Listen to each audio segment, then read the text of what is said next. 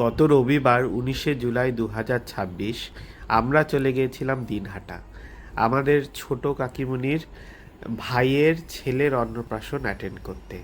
তো মোটামুটি জলপাইগুড়ি থেকে দিনহাটা যেতে লেগে গিয়েছিল 3 সাড়ে 3 ঘন্টা।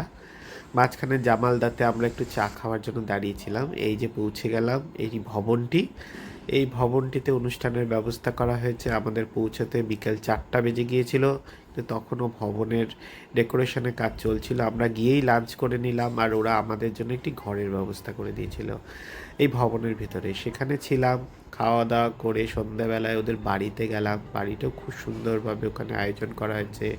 ওখানে কিছু সময় কেটে আবার ভবনে ফিরে এলাম সন্ধ্যার দিকে।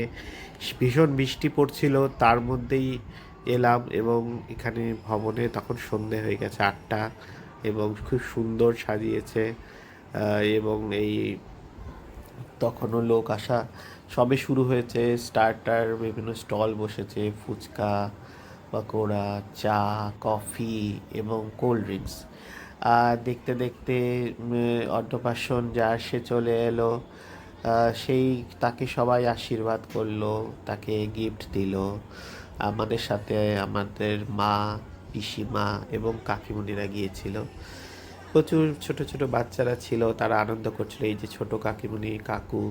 খাওয়া দাওয়া করে আমরা রাত্রি 11টায় রওনা দিয়ে রাত্রি 1টা সাড়ে 12টার মধ্যে জলপাইগুড়ি ফিরে